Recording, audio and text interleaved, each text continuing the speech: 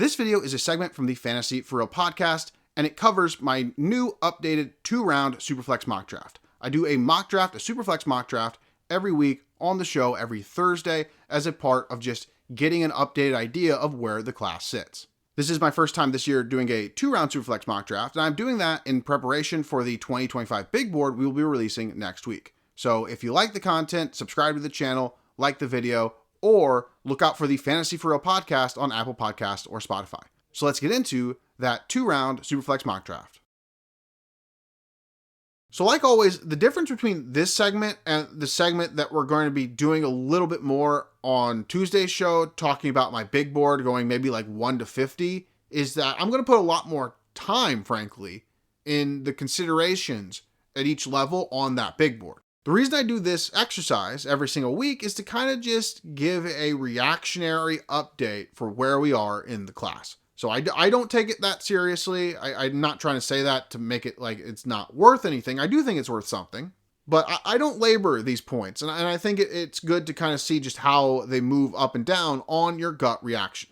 So once again, weekly updated gut reaction mock draft. For the first time, we're doing 2 rounds. We are doing Superflex. We are back in Superflex after going away from it last week. But at the top of the class, I still do have Tetairoa McMillan, the wide receiver from Arizona, even if the gap is getting narrower and narrower. Now, I did not talk about my Tetairoa McMillan notes on the previous show, but I do think it's important to note that a lot of the performance, I believe, this year that is going against Tetairoa McMillan has a lot to do with Arizona. Noah Fafita, the quarterback from Arizona, had only 9 turnover-worthy plays in 2023. So far in this season, he has 2 in 5 straight games. So 2 in 5 straight games is a minimum of 10, obviously, over just 5 games. He has 12, actually, in those 5 games, and so that is more than he had in all of last season. Now, he wasn't the full-time starter last season, but we're also only halfway through the year this year. The PFF College Pod, which does reviews and previews for college football, mentioned that he was at like 50 or 60% pressured in that most recent game. He was sacked 7 times, and it also shows up in the fact that Tetairoa McMillan had one of his lowest ADOTs of the season. So it does seem in this game like one of the principal issues was not necessarily Tetairoa McMillan failing himself, but them not actually physically having enough time to target him away from the line of scrimmage. Anyway, that's not the reason he's number 1 here. The main reason he's number 1 here is he is still the player that I am most confident in the draft capital floor and ceiling. He has been highly regarded for a really long time, and most mock drafts, there are a couple that I see him dropping to like the 20s, but most mock drafts I see still list him in the top 10. So Tetairoa McMillan from Arizona, the number 1. Number 2, Ashton Jeanty, the running back from Boise State, been on a phenomenal year. We will talk about him a little bit on the schedule because he has a huge week coming up, especially for the playoff implications involved against UNLV. But Ashton Jeanty, very close to my number 1 right now, is moving over Luther Burden into the number 2 slot.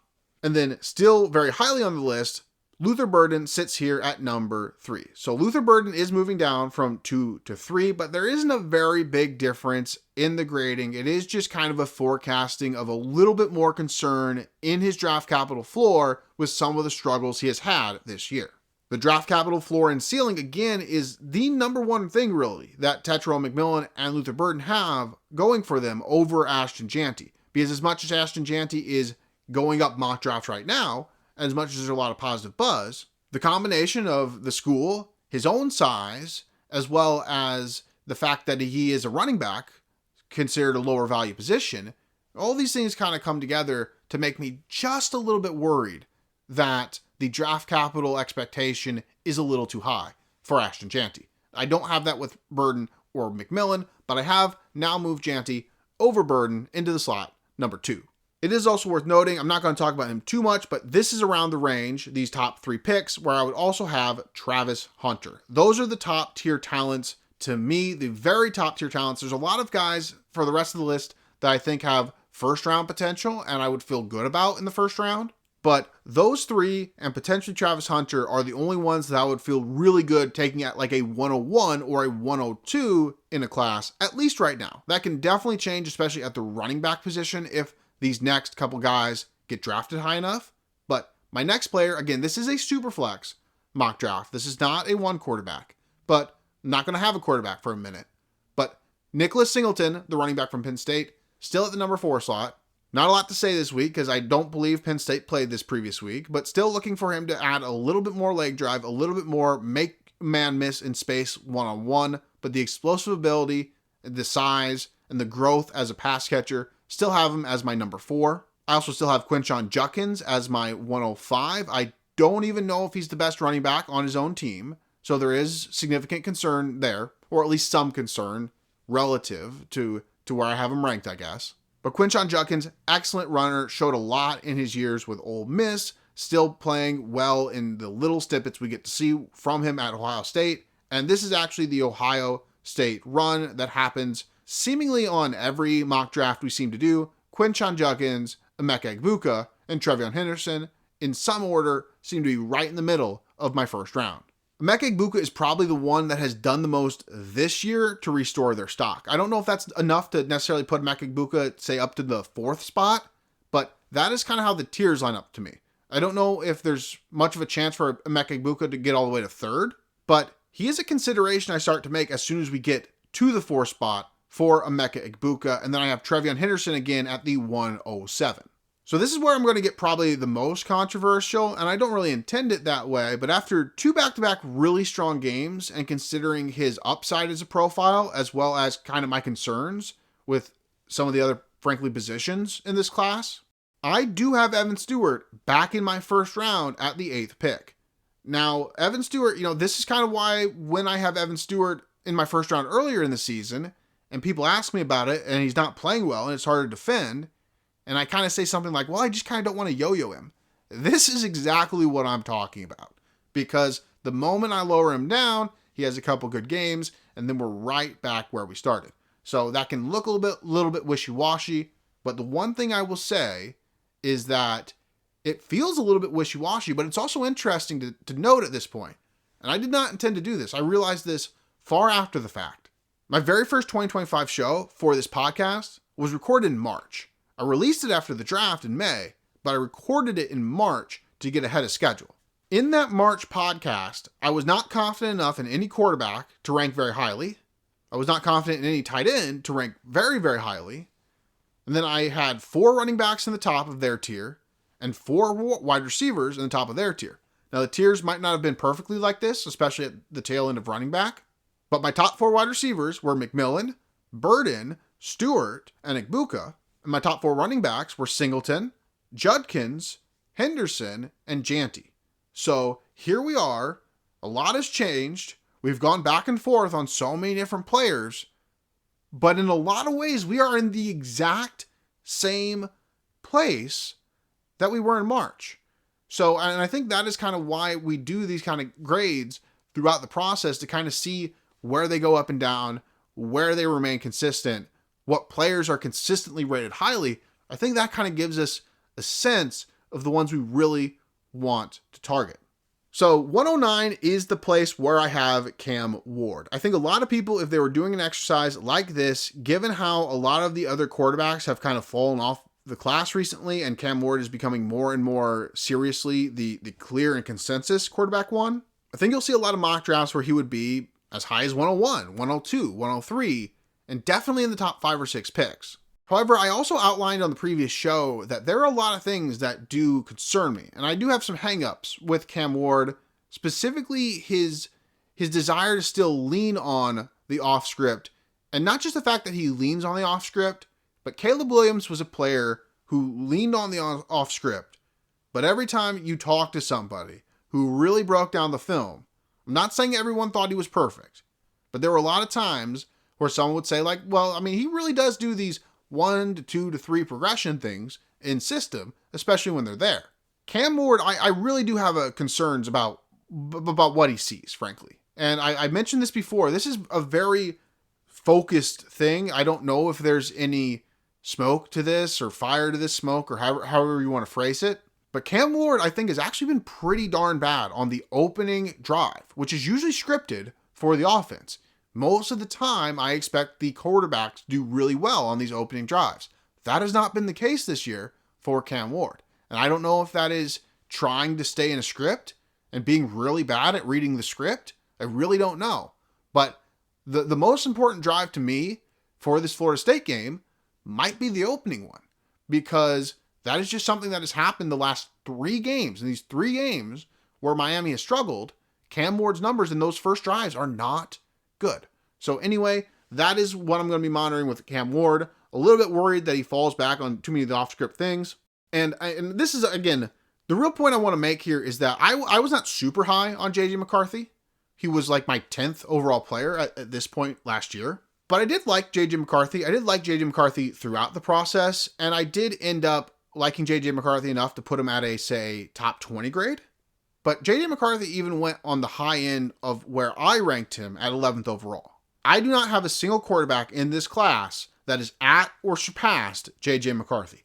If the draft was tomorrow, with all these prospects and J.J. McCarthy, knowing what we knew about them as prospects, let's just even forget like that he was drafted by the Vikings, that he did injure his knee or whatever. Let's just put him in this class. J.J. McCarthy is my quarterback 1.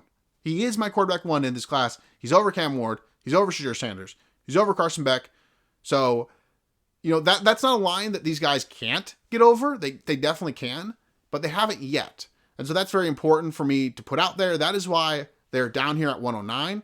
Next up, I have 2 running backs that I've been going back and forth with 110, Trevor Etienne, the running back from Georgia, and Caleb Johnson, the running back from Iowa. So kind of in that same vein of what we were just talking about earlier with the top running backs and wide receivers being the same as the offseason, that really holds true for Trevor Etienne as well. Trevor Etienne was probably the end of my top 5 running backs in terms of, I didn't put hard ranking grades on them, but I do believe I said on that show that he was the most likely running back 5 of the rest of the list. So again, we're kind of right back where we were on those 5, with the exception being the biggest riser in the running back class, Caleb Johnson.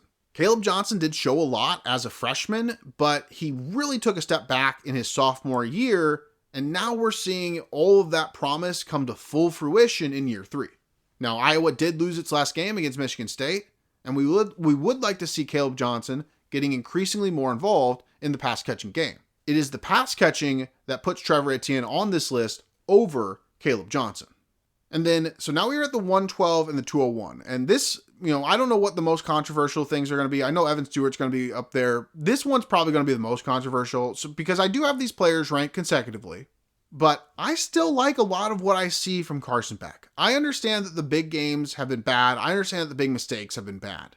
But I still see a lot of things that I believe can be taken and built upon.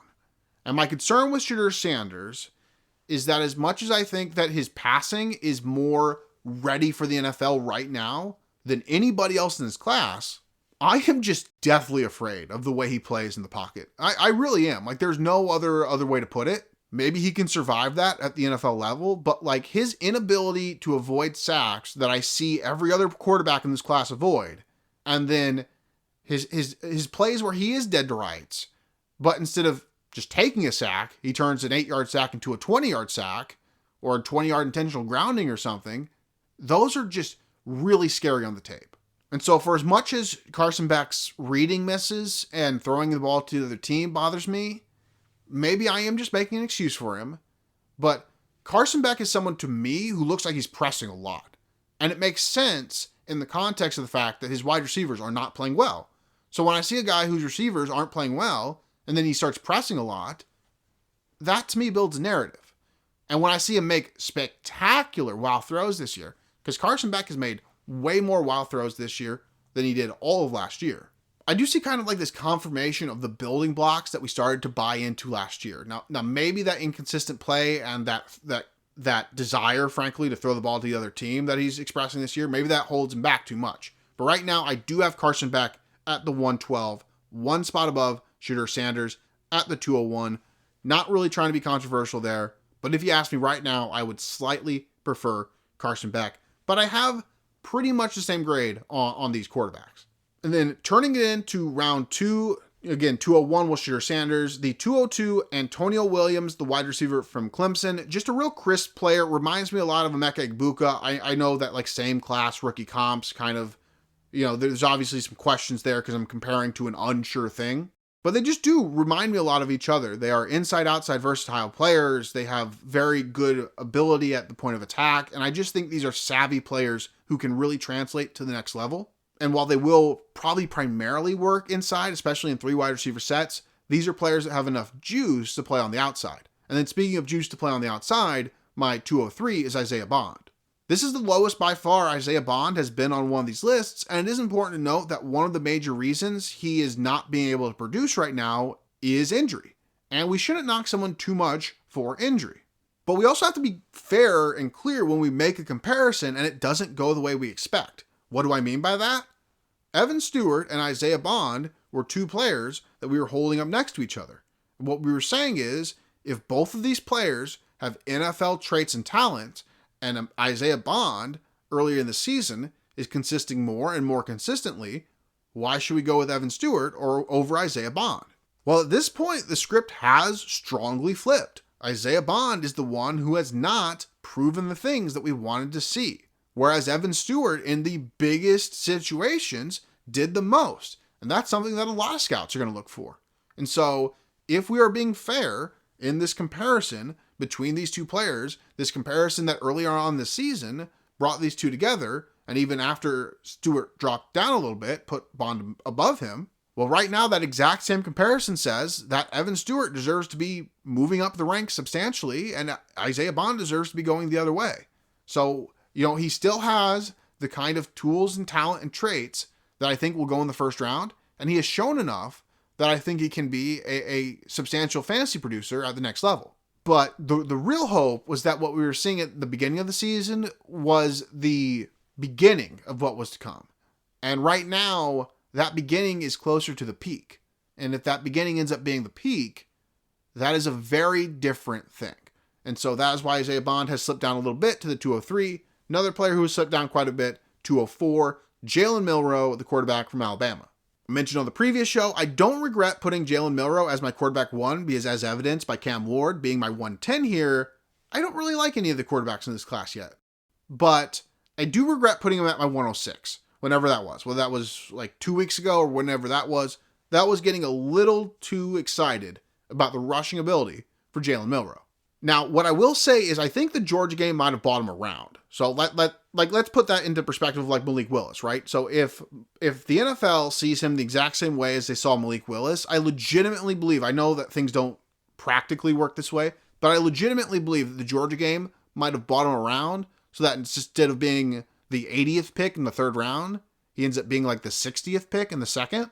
And obviously that could go a long way if he has a path and trajectory to being a starter. He has the kind of rushing upside that we look for our fantasy quarterbacks to be the ideal. And if someone sees him as a 2nd or 1st round quarterback, late 1st round quarterback, maybe the Georgia game in that same kind of idea bumps him up into the mid-1st or into the 1st round. I'm not really sure. There's also at least been some rumors starting to swirl about questions about if he is 100% healthy. Those come naturally in college football just because we don't get the best injury reports, but it is something to talk about and discuss, or at least know.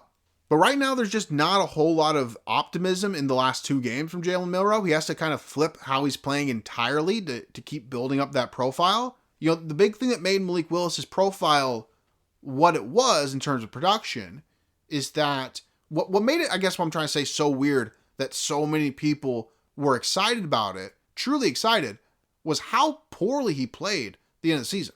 I mean, Malik Willis's last half of his last season at Liberty, maybe last 2/3, was some of the worst quarterbacking that I've ever watched from a quarterback prospect. So in that regard, if you are looking at Milroe like a Willis, instead of like, say, a Fields or an Anthony Richardson who goes in the 1st round, well, then there is still a path to go quite a bit higher than Willis if you just avoid going into that tail outcome. And so, Milroe, still my 204 here. I do have the tight ends listed at 205 and 206, the top 2 tight ends on my list right now. Colston Loveland from Michigan, Tyler Warren for Penn State. So these things change a lot with all positions, but tight end, most of all, in some extents at least, because I don't really have any governing philosophies for tight end. Tight end is very vibes-based. That is just the result of having so few hits and so few hits that matter, right? I mean, when you're talking about every other position, you're talking about trying to get one of 20, 30, even 50 hits at like wide receiver to be one of these guys. A tight end, we're talking about like the top 5, the top 6 guys. I mean, if you hit on a tight end and they end up being Cole Kmet, you have gotten mild value in a non-tight end premium league. But anyway, Loveland, Warren, my 5 and 6. Jordan James, 107. Doesn't have quite the size of the running backs who were listed at the end of the first round. Hasn't shown it as a pass catching back. The combination of those two things pushed him down a little bit, but he is one of my favorite between the tackles runners. He has a lot of burst and really incredible balance. And then right behind him is Dylan Sampson, the running back from Tennessee. A lot of similar problems, though Dylan Sampson, a little bit taller, a little bit leaner, a little bit less leg drive, right? He is a little bit more of a change of pace back. And so his lack of receiving work is actually a little bit more concerning for me, because while I do think he can run the tackles, Jordan James is a running back that I profile as being plus in between the tackles because he is just so hard to get down on first contact. Dylan Sampson, really good feel for the position, but I don't necessarily know if he has that same extra ability when it comes to avoiding tackles with his contact balance. The next couple wide receivers probably deserve to be a little bit higher on this list in Trey Harris and Xavier Restrepo, but if you look at kind of what I'm doing with the profiles here, we are still strongly leaning towards these youth profiles, right? I mean, take out the quarterbacks in the second round. We have Antonio Williams, early declare, Isaiah Bond, early declare, Colston Loveland, early declare. I guess we got to take out tight ends too because Tyler Warren's not. Jordan James, early declare, and Dylan Sampson, early declare. So my second round, the reason that we're getting to Trey Harris and Xavier Restrepo later isn't necessarily because I think they'll go here, but when it comes to comparing these profiles from a long way out, I do still lean to the early declares a little bit more, especially when I don't think Trey Harris or Restrepo is putting up like an Odunze season. If I end up being wrong on that, so be it. But right now, I don't think they're putting up that level of a season. And so I'm just kind of preferring the early declare profiles. But Trey Harris is at my 209. Xavier Restrepo is at my 210. Both have shown incredible things this year. Both are highly productive in a position where production matters. And both show things that I believe can translate to the next level. Trey Harris scares me the most because he runs a lot of hitches and screens. Now, I have heard a stat, like I've heard someone reply to that and say that he doesn't have a lot of production on screens, but I think it is the amount of production he has on open space routes, right? So like, obviously, like this is a lot of hitches. I'm not trying to say that this is something different, but when you are basically like running a 2-yard hitch or a 3-yard hitch off coverage, we don't call that a screen, and it would be unfair to call that someone's screen yardage, but it is effectively a screen that is in front of the line of scrimmage. There's a lot of these free space routes in the Ole Miss offense when people play off and you just have those quick passes, and Trey Harris does a lot with that space going, they really manipulate the hashes as well, and so Trey Harris is just a guy who I don't have full confidence in the way it is happening, but he does have size and physicality that really translate to the next level. And then Xavier Restrepo, kind of a similar thing. My concerns are if he can play it all outside, but as a reliable slot interior receiver, he showcases a lot of the traits we really look for in players of that kind. Now, this next player is a true junior, but I did move Elik Ayomanor down quite a bit. He is at the bottom of my second round, whereas a couple weeks ago, he was at the bottom of my first round. I don't know which of those is too far.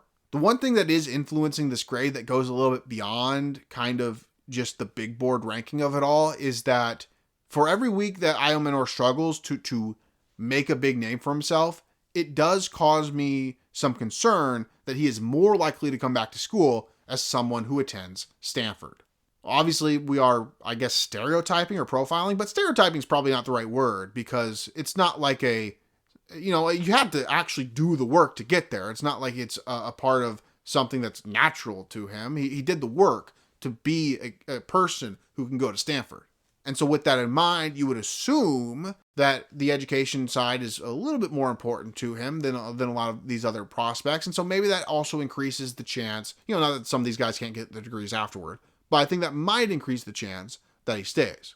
And then I did end up putting Ollie Gordon II, running back from Oklahoma State, at my 212. I knew this was going to be a running back for my 9th running back of the list. I wasn't sure who it was going to be. Obviously, Omarion Hampton, DJ Giddens, Damian Martinez, 3 running backs who have played well this year. Damian Martinez, particularly in this last weekend, played really well. But I did decide to go with Ollie Gordon because even though he has had a lot of struggles this year, he does have a combination of size and specifically pass catching traits at his size that I really do think that in the right system, with a team that gives him the full role, he could have a lot of upside.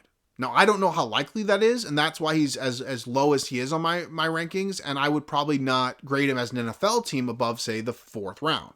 But if a team does decide that he is a someone who can be their guy, he is a very intriguing the guy to have because of, again, his size and pass catching traits. I mentioned my running back honorable mentions with Omarion Hampton, DJ Giddens, and Damian Martinez. A lot more of this will get covered in the big board, but it is worth noting that my top honorable mention wouldn't be someone like Quinn Ewers at quarterback. It'd be someone like Cade Klubnik. And then at wide receiver, I just have a number of names here, right? I have the small school playmakers like Ricky White and Jalen Royals. I have the Kentucky guys, Dane Key, the possession wide receiver, and Berrien Brown, the explosive wide receiver. And then I also have the big wide receiver from Iowa State, Jaden Higgins. Just a lot of names in this category. And obviously at tight end, we are dealing with Harold Fannin Jr. and Mason Taylor being the 2 honorable mentions.